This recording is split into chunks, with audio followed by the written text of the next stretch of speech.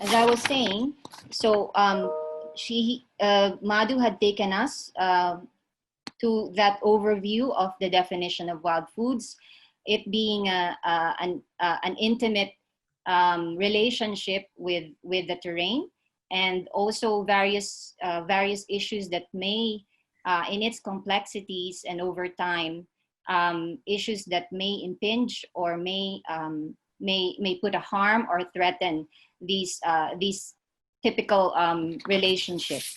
So today, in our second discussion, what we will be probing into and try to deepen this discussion is that as the first aspect of wild foods in relation to customary tenure rights and traditional food systems. The question of how does customary tenure support diverse food systems, and some of these systems we will be discussing with the participation of also some of our experts who have a lot to talk about in relation to some of these, like rotational farming or shifting cultivation. There will also be some discussions about the foraging and harvest of food products and also other forest products. So in the, our moderator Jeremy Ironside will give us an introduction about this topic. But as I mentioned, later in the session, we will be broken up into 3 groups to try to have more of a direct dialogue with you all on your experiences from the field and your understanding of this relationship. So to introduce Jeremy Ironside, one of the members of our Wild Food Biodiversity Livelihood Expert Group and a member of the steering committee, has a PhD in geography and has long studied and worked in the area of sustainable agriculture and customary tenure rights. He has explored deeply the nexus of culture and land relationships and has observed the process of fragmentation of customary land and territories and land use changes in rural Cambodia, particularly up in the Northeast. He has challenged in his studies government-driven land reform and conservation programs and market-driven land policies that threaten customary tenure and management systems and threaten customary users. He is also currently a member of the Board of Trustees of the NTFP Exchange Program and a program and grants consultant to McKnight Foundation, which support indigenous ethnic minority communities to protect their land and natural resource rights. So I'll give the floor to Jeremy. Jeremy, take it away. Kia ora koutou, everybody. Nice to see you all. Well, I can't see you all, but I'm glad that it's nice to have you all together. We can discuss this. Just to do the introduction first, perhaps, we're going to go through these, we're going to have a look at these questions as part of this whole 2 hours. How does customary tenure support diverse food systems? And wild foods and the links, wild foods and food security. What are the options for this kind of tenure security and to ensure these diverse food systems? Policy challenges, and you know how do we get recognition for these? Obviously, we see them as very beneficial, but the problem is there's another view that sees them not so as rather, you know, a backward thing, and we need people to become modern, and etc. etc. We'll go into that later. And also this tenure security about how does it build traditional food systems? What have we seen? What can we promote? What can we, you know, to show that these things work and they're beneficial, not just for, actually not, well, for the people who manage them, for the environment, and for other people in the country as well, not just the people in the system. So as part of this, we're going to have two presenters. Teddy, who's the president of the ICCA consortium. I think that is a very significant new role that he's taken on. And then he is an Indigenous person from northern Philippines, Ifugao, sorry, excuse me, and the Gadang tribe. And he's had a lot of different roles in the Philippine system, pushing for Indigenous rights. So we'll hear about his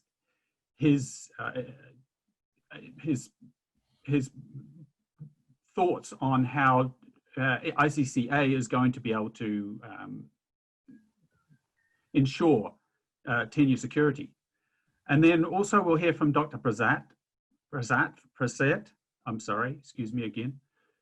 He's a Karen person from Thailand, Karen Indigenous person, that would has done a lot of work on rotational agriculture and has got a lot of interesting things to say about how the system works and how the Karen have been able to stand up and show their sustainable resource use and how that works. Just as an introduction, what I wanted to do was just to maybe just briefly discuss Laos, just as an example of the traditional systems. And the reason I wanted to do this was because of this concept called subsistence affluence. And there have been studies in Laos where poverty has not been an issue, it has not been a part of the people of Laos traditionally, because they've had access to lots of forest resources and their own agriculture systems. Laos is hilly, or I suppose we won't call it mountainous, but it's there is and it's, I suppose in some ways it's not as densely populated as other countries, okay, but this idea of poverty, the question is poverty in Laos, is it a new poverty? And this whole idea of what has caused poverty in Laos. Now, we don't need to go into that. It's a big, long question. I think one issue has been that there've been 900 villages resettled out of, which makes up 19% of the upland villages, to pull them down to save the forest and save the environment and get them near the services, the public services, which has caused a real upset of the customary systems. And one indicator of the way Laos has used to function, and still does to a certain extent, was the 13,600 different varieties of rice in Laos, and many, many, many different kinds of non-food rice crops, non-rice crops. Excuse me, not non-rice crops, not non-food crops. So basically, poverty in Laos, as with many countries in this region, is really related to ethnic minorities, people living in remote areas. Except that, are we looking at poverty in a too narrow way, by saying, because for example, with the World Bank did an assessment of poverty in Laos, and they found it was reducing because from 35% up to 71% of small farmers were starting to sell some produce. from their farms. And that was the measure of reduction in poverty. And no talk about all the food that people eat that never has to go to the market. People don't need to go to the market. They don't need to sell, because it's their own time and their own management systems that keeps them, as again, like I said, this concept of the sustainable affluence. And I think that to me that's important. So basically, how do we ensure these kinds of systems are able to continue? Because otherwise we have increases in poverty. We have high problems of child stunting in Laos, for example. Now, I'm not saying it's all a new problem, but it's just that we need to have these, try and find ways we can protect these tenure systems and acknowledge their benefits and convince the government about all that. And yeah, I suppose build people's voice as well. So that's one of the issues about tenure that I just wanted to raise. And then the whole idea of tenure is more than just ownership. I think we were discussing last night before in this pre-meeting, preparing for this meeting, the idea of different dimensions in these forest systems. And Madhu was talking about how there are 3 dimensions. For example, you've got the land, you've got its area, but you've also got the height, and you've got all these food systems, honey and resin, and we could go on. Fruit, it goes on and on. I mean, just another good example was all the amount of wild fruit that people used to be able to sell along the road in Cambodia, from the forest systems where they lived, were taken over by a big concession, all cut down, finished, no more food. We can't sell it. They can't get any income. So there's an issue of not just that it's a piece of land, it's a whole system, and it's it's managed. And so the whole idea of the communal systems, and then how do we get recognition of these communal systems, which are very difficult to convince governments of their values. So yeah, I mean, we could talk about the different kinds of communal systems. Interesting, for example, in Cambodia, where there's been the Khmer Rouge, and then there's been the well, I suppose it was the Vietnamese occupation, we'll call it, and then there's been the free market, and before that there was traditional communal systems. And so there's all these different kinds of communal systems, and the traditional systems were very resistant to any of these, the Khmer Rouge system, for example.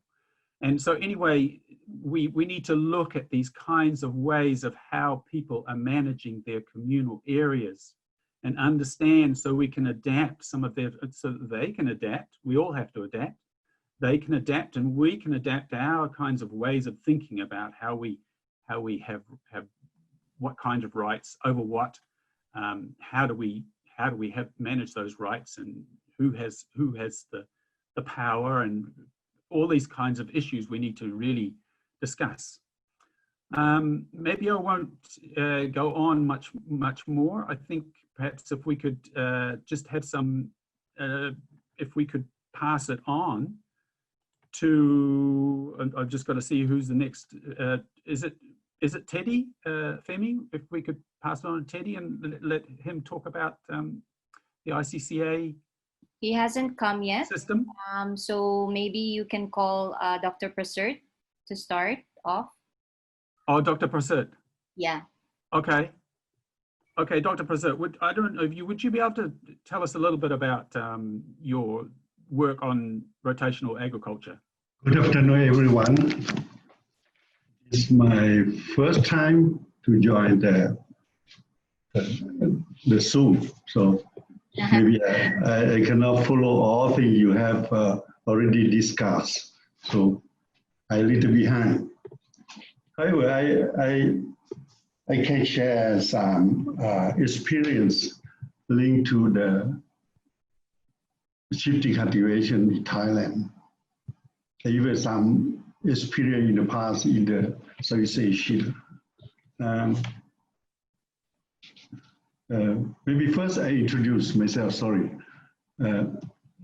I'm from the current indigenous group in Thailand.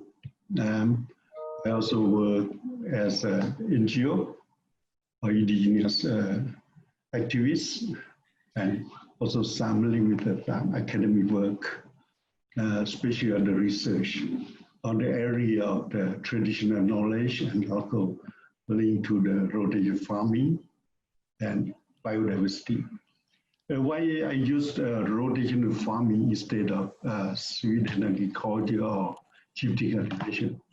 Because in Thailand, the word shifting cultivation translated by the government is very negative. Shifting cultivation, rai lươn lòi, as a deforestation system. So that's why we are trying to escape from this trap to create the own word in Thai language, rai mun vien instead of rai lươn lòi. So it is now most of the people call rai mun vien. That means rotational farming. I think that this system, the first struggle, it is about the image. Also the discourse that already give for a long time, very, what we call negative system, and means out of the process of the development. So when we talk about rotational farming for the current people, it is a system of this based on the self-reliance at the main process. Self-sufficiency, the product for consumption at the main purpose, but also some of the products for sale. That's another part. We found many things linked to the biodiversity, linked to the create good ecology system. We also found about food. Rotational farm products is considered strongly become the food security. And the food in the rotational farming, they are diverse. We found also that for the research in the last a few years ago, we found around 207 species in the plot of the rotational farming. That something is quite diverse, and all kinds of seeds and plants. It is a traditional seed, so it's very much what we call go together with the weather, go together with the landscape, because mostly we have a slope landscape for the rotational farming. So this is one of the main reasons why people do the rotational farming in the highland area, because we don't have a plain land. We cannot organize the irrigation for paddy fields, or that some of the reason behind the process. Another thing, rotational farming is for the founding of some of the research. It is also It is organic. In the same time, it is what we call create natural process of soils, generate all kinds of that. And especially inside the fallow system, when we're talking about rotational farming, always we need to have a rotational farming field, the GRW farm, at the same time they have a fallow. The fallow, it is the cycle of the process around. In Thailand, we still have around 7 to 12 years cycle, so that the people still continue the process well.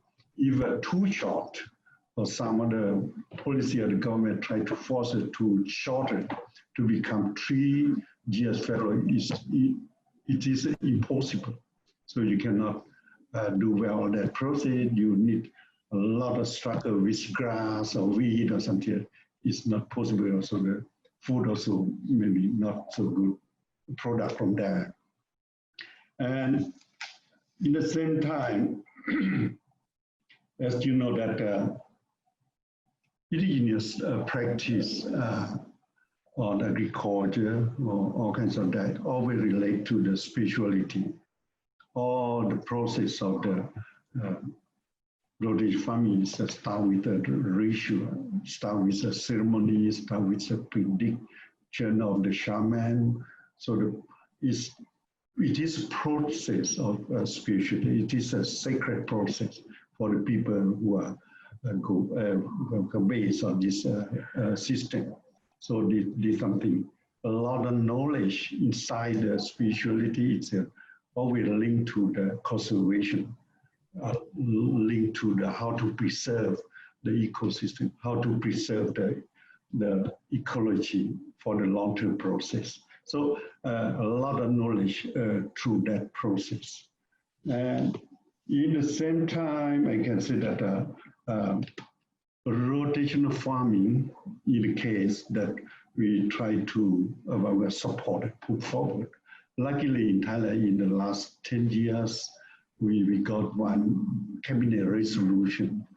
We call the policy framework to implement for the recovery, the livelihood of Karen people, so that include the rotational farming as part of the livelihoods. So that also support the process. However, from this cabinet to implement it is quite difficult because not all the people or the authority, they are recognized. They see based that, this come from Ministry of Culture, so their host, they just implement. We have a lot of problem in the past with the Ministry of the Environment, that they really take care of forest and land, so that they are not really recognized. By the long process of the lobby and the advocacy, now the Ministry of Environment start aware of this. We already have some of, in the inside the cabinet, we have one mechanism to create the land for recognition. We call the declaration of the special cultural zone. That means that this mechanism create the process of to practice the livelihood, to practice the agriculture, the management based on customary law and practice. This is something is help for the continue on the knowledge and practice to that process in the same time for the recognition. So in the next few days, 1st to 3, we will celebrate because the cabinet approved in the 3rd of August 2010. So now it's already become 10 years. So we try to celebrate this process. And next week we will have a celebration, and we try to create the space for lobby with government, invite Ministry of Environment to come and to see the practice in the Mae Hong Son province, and to discuss all kinds of the outcome of what we have done in the last 10 years, declare the special cultural zone, under this cabinet. So this something briefly we have done. So is that Dr. Prasad, Yes. is that tenure right? They've given you tenure right? We can say that always in the negotiation process, they're not really what we call. In the past, a lot of people are raised where they do the farming, but now I think that they're a little bit less and less, and even they are not officially recognized by law, but in practice they cannot confuse, they cannot what we call refuse, because the people strongly have done that process. So I think that the authorities start a little bit more aware of this, and they also see the practical proof by the geography of the forest, where the rotational farming still go on, the ecology school, the wildlife, all kinds of that. And when this is gone, become the catch crop, really everywhere is empty. Yeah, so empty, no forest there. So it is very clear in this process by what we call phenomenon of proving. No? Right. Well, that's really good. I'm sorry, we're going to have to go into the breakout groups. There's just one quick question here about whether Thailand's plant variety protection law has a distinct classification on local domestic plant variety and how community uses their traditional and variety seeds. Well, that's another big question about how communities use their traditional seeds. But is there this recognition of these traditional seeds in the Thai plant variety protection law? There's just a question written on the chat here. I'm not so clear about the question, but I guess that in practice now, the process to practice, even government allow or not allowed, what we need to do it is we need to survive. That it is our food area, our food security, and depends of part of the life. So that people still continue the process. But right. I can say that for the negotiate process, start more and more open, more not much what can disturb the people to practice. So it is more open than in practice. By law, we still need to struggle. They're still not really open directly, but we said to arrest people when they do farming now less and less. That something come out. Yeah. Okay. I'm sorry, we're going to have to go into the breakout group, but we can discuss more. And also in the breakout groups. Can I just hand it over to Diana to organize these? Is that right, Femi? Sorry, thank you, Dr. Prasad. Thank you for that. You're welcome. Great news, great news. We can all celebrate that one. Yeah, we need to work together in this process. Fantastic. More. Fantastic. Thank you. Yes. Okay, Diana. Great. So, yes, thank you, Jeremy and Dr. Prasad. It was really good to hear from both of you, your insights about customary tenure and how it affects wild foods. So our next part would be the breakout session. So as mentioned by Femi a while ago, we will be dividing you into 3 groups. The first group would be on customary tenure recognition, and you will be facilitated and joined by Jeremy and Dazzle. The second group would be on rotational farming, facilitated by Denise and Robin. And the third group would be on forest food management and harvesting, to be facilitated by Madhu and Femi. So for the breakout sessions, we encourage your groups to really interact and exchange insights about the following questions. I'm not sure if Robin was able to prepare the guide questions, but if yes, perhaps he can share it on screen. But I'll be reading the questions nonetheless. So the first question for the breakout rooms would be, what have you observed as models of good practice in relation to wild foods and customary tenure in traditional food systems, such as hunting, forest product harvesting, rotational farming, and how do we build on these? Next, we also would want for the group to discuss the challenges that you see being faced by various groups today, and of course, recommendations on next steps and the way forward. So with these three questions as guide, we hope that you will have a very interactive and very nice discussion regarding wild foods and customary tenure issues. So what will be happening right now is we will try to assign you to your preferred grouping, but please don't be surprised if some of you might be regrouped to another room because we, as much as possible, we want things to be balanced. So you will be notified on your screen so that Robin can assign you to your respective breakout groups. So please wait for a signal or a notification on your screen. And in a few minutes, you will be redirected to your breakout group with your assigned facilitator and documenter. So I hope that is clear. Just give us a few seconds to put you in your respective breakout groups.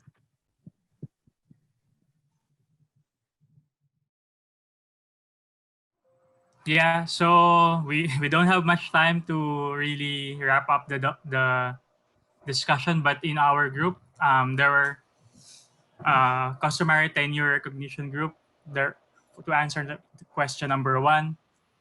There are several already existing models in relation to wild foods and customary tenure traditional food systems. For example, the group mentioned about ICCA or Indigenous Community Conserved Areas and Territories as a good model that is also pursued not only in the Philippines but also internationally, and it's tied to indigenous people and their ancestral land. Um, and for indigenous people, it's not a new concept, and this is ICCA also has strong link to natural resources management, as mentioned by Ms. Kate, and in the case of Palawan. Um, there's also another model is in Vietnam. Sir Ping mentioned about communities entering into agreement with local government, for example, at the district level and the private company, not primarily to secure their to secure their tenure, but first to secure their livelihood. And with the project, they were able to develop a product, forest honey, and connect with connect with markets in Vietnam. And this is a good starting point or a stepwise approach to further the discussion or the recognition or the full recognition of their customary tenure rights. So through the livelihood approach. Ladoy mentioned about community conserved areas. It's different from in the ICCA. So the government recognized indigenous peoples, as mentioned, uh, within the community conserved areas, with the provision favor to centralize, and the decision will be made. However, the decision is made by the union level minister. So there's a local government decision. Another is Jerry mentioned about community land title in Cambodia. There's ongoing CLT in Cambodia, and also in the Philippines, community-based forest management agreement is also existing, and there are good cases of how CBFMAs are managed in the Philippines. Going to the challenges, there's quite a few. So first, there's still state dominance, or state still dominates land ownership in the region. There's a struggle on recognition of customary tenure still. Tenure is still a very sensitive topic in ASEAN. What else? With the pandemic, there's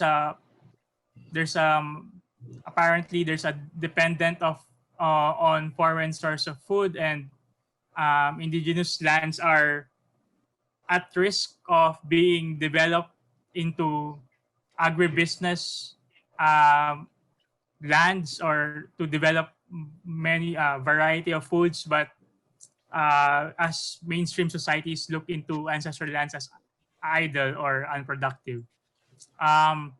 Some recommendations that were given by the group is to first is to maximize opportunities of new laws that are being passed. For example, in Vietnam, there's forestry law that maybe there are good openings that we can maximize into that forestry law.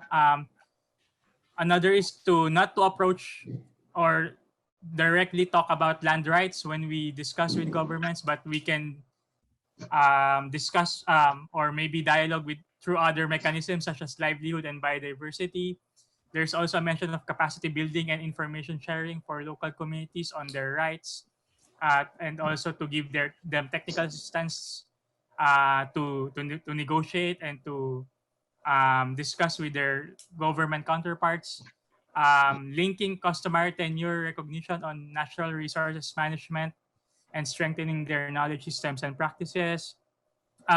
Experiment with various arrangements and platforms to lobby for customary tenure rights, whether it's at the local or regional and global level, and come up with alternative vision. So not to scare the government, but come up with different alternatives to lobby with them. And I think lastly, is to review other good practices in ASEAN countries on customary land tenure that maybe some other countries also can adopt in their countries. And also when we talk to the government about land rights, we need to highlight the economic benefits that secured tenure rights is given to indigenous peoples, and highlight also poverty problems and other issues brought about when there's land grabbing to indigenous people. So thank you. That's all for our group. Jeremy, if you want to add any more points that I missed. Okay, thank you, Dazzle. Who's the next one? Denise, wasn't it? Denise and Robin. Yes. Yep. I thought that we were the third one, but anyway, so we were in the rotational farming group, and it was a very rich discussion. We didn't get to answer all of the questions, but they were coming up anyway. So in terms of good practices, it has been brought up that rotational farming is dynamic. So for example, Rohan in India mentioned that indigenous and local communities are already adapting. So for example, there can be a 1-year monocrop, and this can become mulch and reduce the burning. So also, and then in Thailand,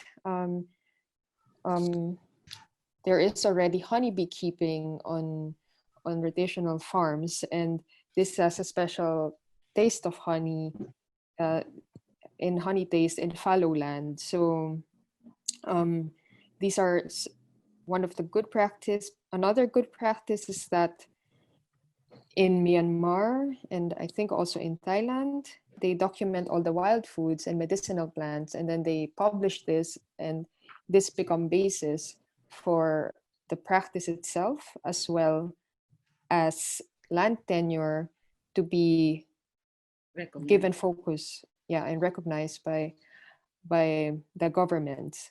So, and during this pandemic, it has also been brought up that the forest lands became a source of food for people in the city. So it's not just for those in the communities, but also those who are in the city.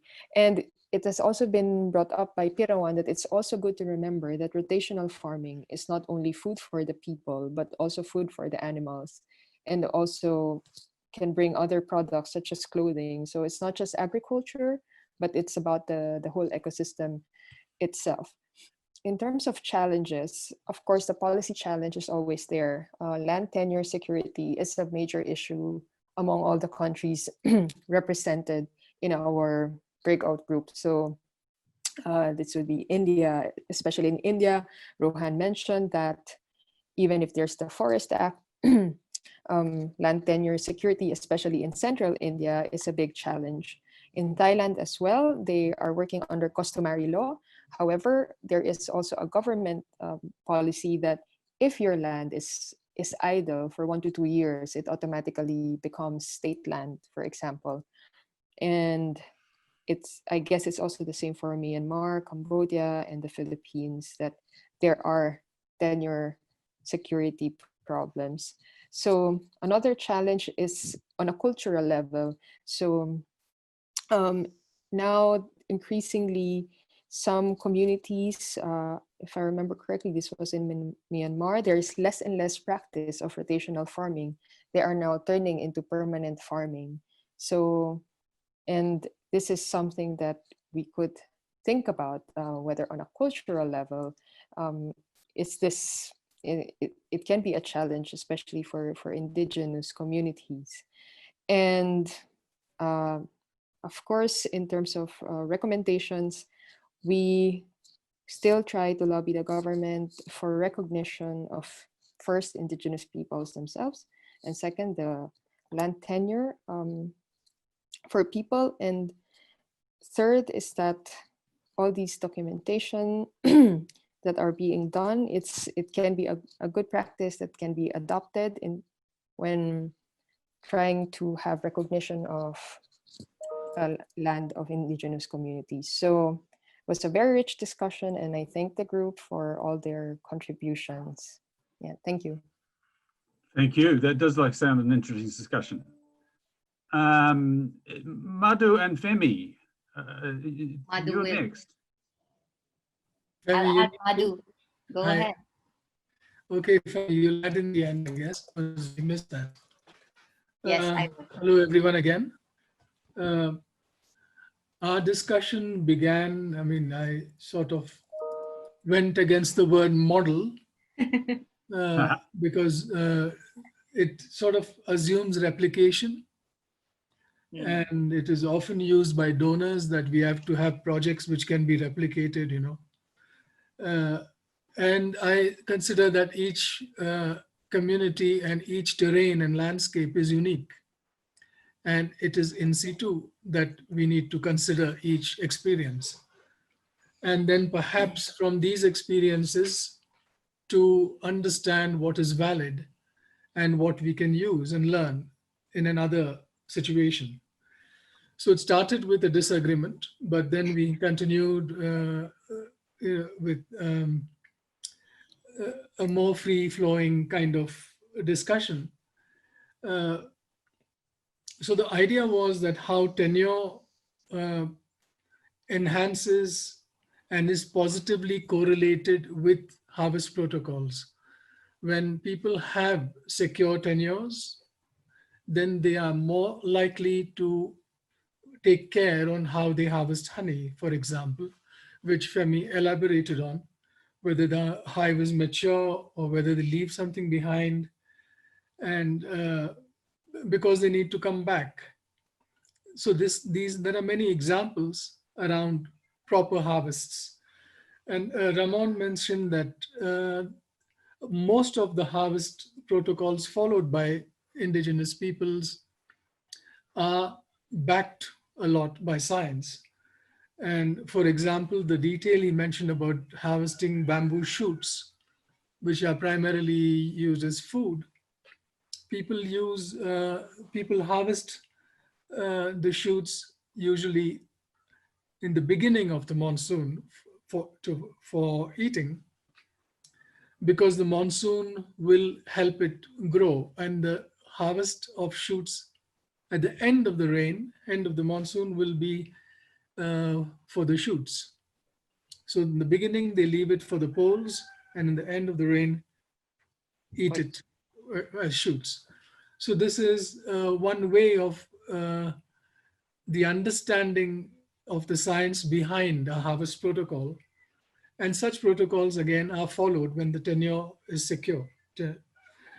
Similarly, there was another example about birds, that certain fruit are left for the birds so that regeneration of certain fruit species are also assured. Our discussion then went into tenure, the definition of wild food itself. Uh, so we revisited it, even though we had talked about it last month, because Margarita, took us back to review this definition, and that the understanding. Please, Margarita, in case I'm misrepresenting, please correct. That there is a very good cost-benefit analysis among indigenous people, which makes them very conscious of whether they go far into the forest for a certain food, or whether they find it around their shifting cultivation plots, around their villages. So, because the forest foods, the wild forest foods found in the forest is a much more challenging affair. You need to go far, you may need to spend the night.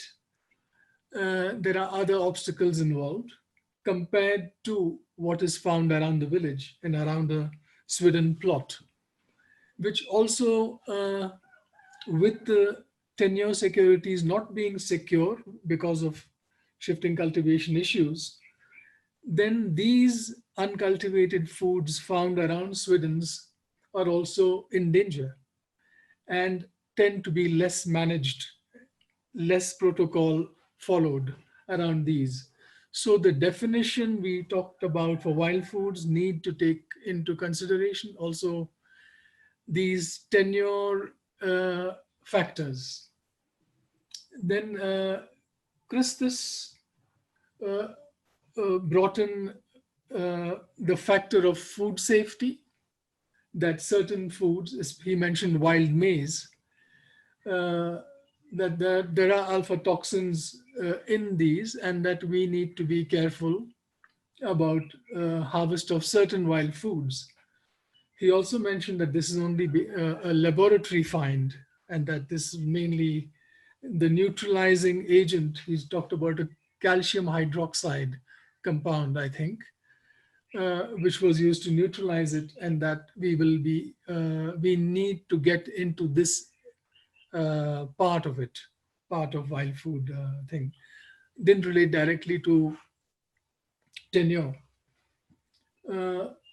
So that's as far as we got. We also went into certain, Melanie brought in some ethnographic discussions. She has read about wild foods, especially in relation to tenure. And she mentioned about good practices.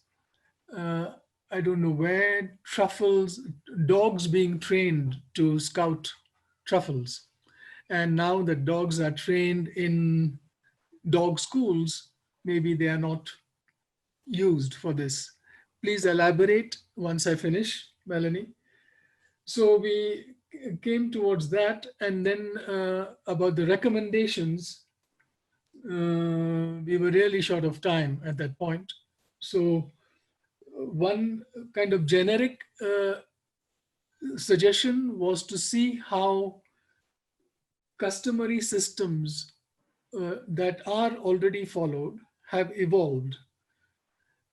Margarita mentioned that it would be useful to go back into studying the evolution of such systems so that we might find answers to the challenges we are facing today and in the future.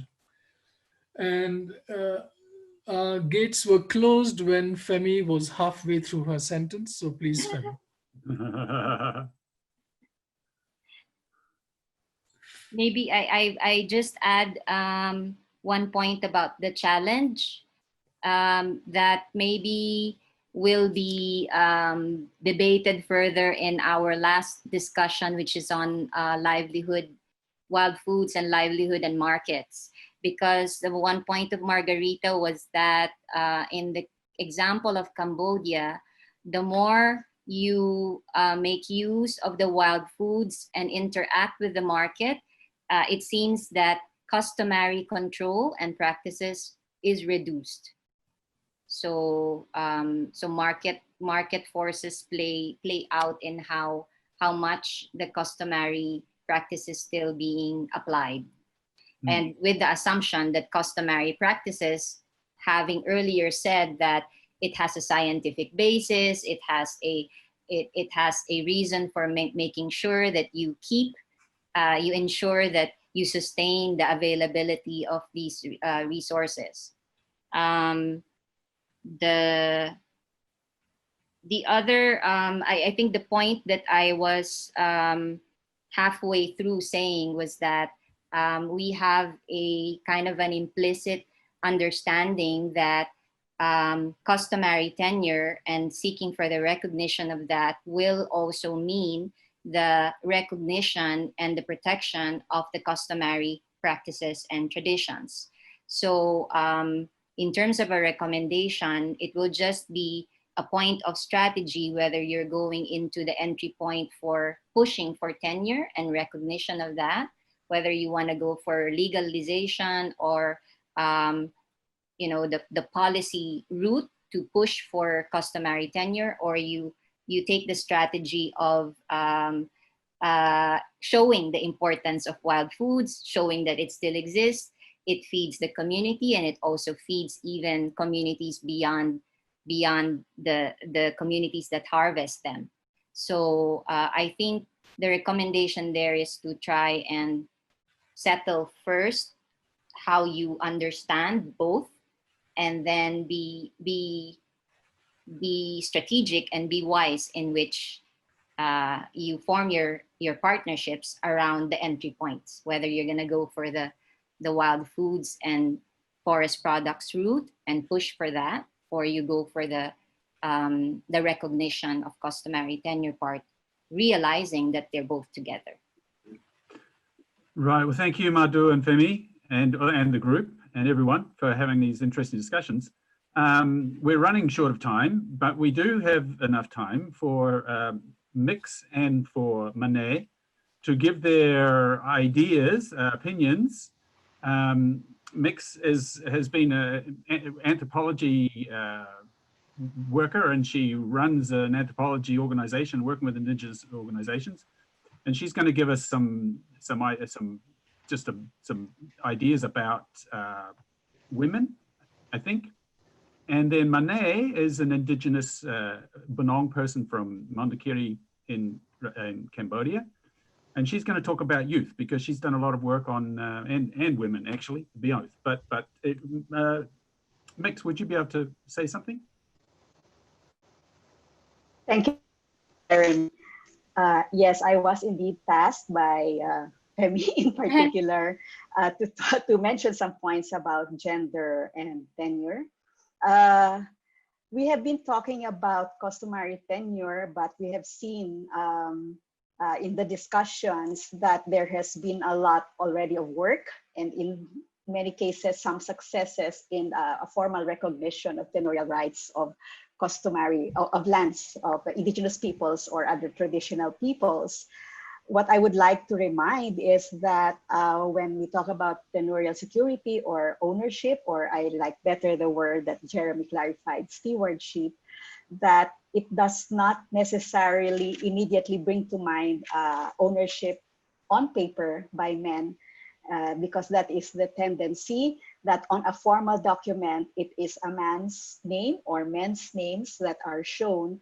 And while we will say, oh, they're representing the people, the community, it does have an effect eventually or immediately upon how gender relations are looked at and how women are on the short end of that kind of arrangement. And even, let's say, when we undertake our studies in the communities, either about livelihoods or about tenurial security, that very simple household census form, for me, one very concrete recommendation is we don't automatically put the name of the man when they are asking for the household head. Maybe something like household representative, and it can be co-named. But of course, this is also something that you just slam on the community, because we've also talked in our group about skirting around sensitive issues. But there are certainly ways, we don't have to get into that now, but there are certainly ways of how to skirt around that without slamming, gender at the community level. But the thing is that if we are involved in any interventions, we should be aware that this simple kind of documentation doesn't affect on gender relations on the way that customary tenure is later on solidified as a formal or official document. Maybe I have time for just one more comment or reminder, and it's a bit of more difficult one, because when we talk about tenure, when we talk about formal livelihoods systems, it's usually more on the civil, political, economic rights discussion. And something that I feel that should be discussed, even in things like tenurial security about livelihoods, is the issue of reproductive rights of women and men and youth. And then immediately, probably the reaction of some would be, what? How are they related? And we can have, I would hope that there would be a separate session on how these are related, but maybe just to have a little bit of connection, is that when you go to the forest, do they need the permission of the men? Do the women need the permission of the men? Would pregnancy affect how women undertake the work at the community level in relation to tenure, in relation to foods, in relation to marketing?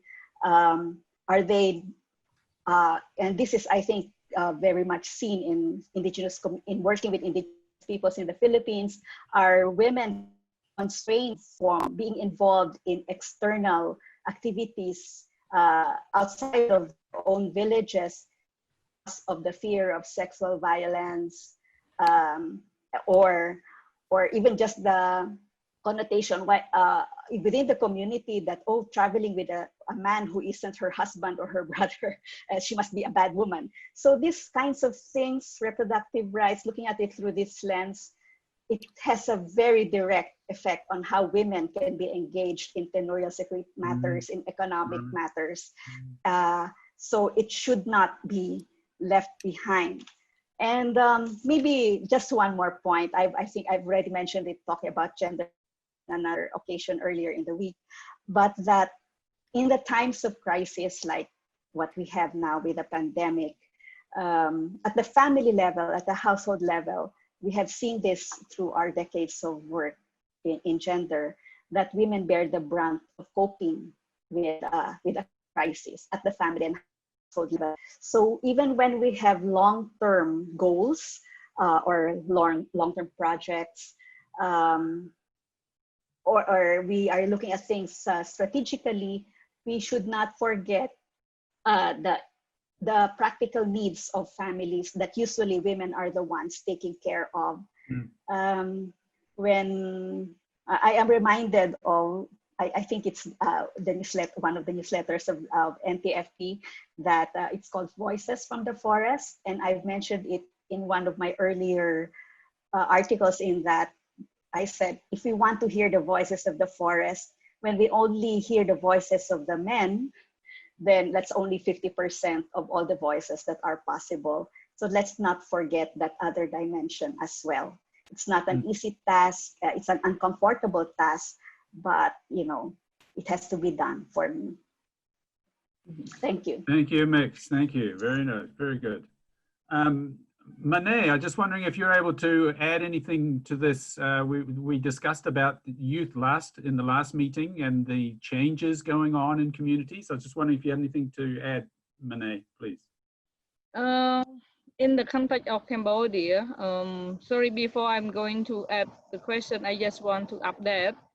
It's just today, the national government from the Ministry of Land, Ministry of Environment, Ministry of Agriculture, like the minister, three ministers has come to Mandolkri and the other indigenous place in order to, promote their planning for the land registration. And the objective of their campaign is to register the more is in the individual land.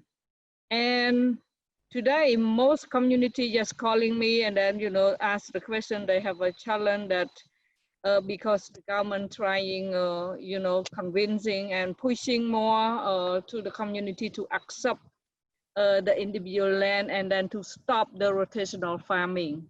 This is a bad news for today for Cambodia. Wow. And this is, you know, it's very fast, the campaign, and we, indigenous community, could not well prepare about how to, you know, to accept or to prepare for this. And actually today, the IP Alliance have the meeting, but I was not there because I had something for today and also for tomorrow. So, with this campaign, now some community, I mean not some, most community accept the individual. And then they will lose the sitting cultivation because in Cambodian, if you accept the individual land title, you will get only residential, the farming, I mean the permanent farming, and also the rice field. But the other, like reservation for sitting cultivation, you will not get it anymore. Yeah. So, and some communities start conflicting each other because someone collective, someone individual, but more trend is going to the individual. And then if they accept the individual, it more gets supported by the government. And this is the funding that's supported by the World Bank, because actually they intend, you know, to stop the land conflict and then to register the land for indigenous people, but the process it's not appropriate. So we are not now got different. Actually, we, as I mentioned earlier, we are not well prepared yet. So for me and for the other, we don't know how to you know, to make sure that this will be meet our needs, especially to you know, register our collective land title. But some other community, we start to prepare some you know, mapping and the other document to request for the collective title. So if any you know, feedback or support for this, that would be great, because I'm still ongoing, you know, have a lot of discussion for today. And this is from the government trend. Actually, they do not want to register collective land registration for indigenous people because they think that this is will be lose their benefit, as the land law and the other policy is giving more land to indigenous people. So this campaign very much, you know, cutting the land for indigenous people that we have been practiced. Yeah, sorry about this. Thanks, Monet. It gives us a bit of the idea of reality that we all that you all face and we all face. So yeah, that's really important, and it's I mean, it's sad. The policemen don't. Actually, sorry, Jeremy, we try to convince and to explain them about the benefit of sitting cultivation and the collective land registration, but they still think that that is not get much benefit to the national economic growth, you know, and all these things, and does not have much to the community. They don't listen to us. And we are not yet strong enough at the moment. Even we have a very strong youth and women trying to fighting this, but at the moment, among the like more than 500 community, we have only more than 10 community that are ready for this, but the others, we could not, you know.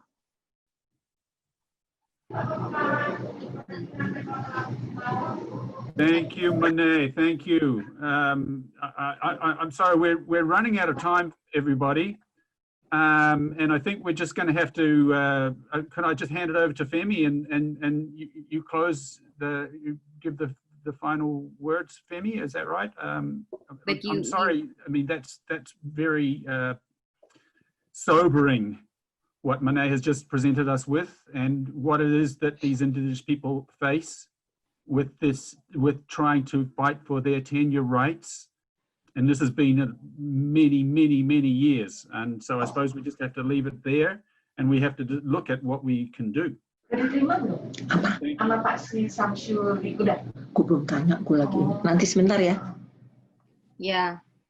So well, we have come to the closing, and I guess as yeah. Femi, perhaps before you close. Yeah. Perhaps next time when we have the meeting, perhaps we will also inform what is going on in Indonesia, yeah, but not now. So now you can just close. Yes. Yeah, that's good.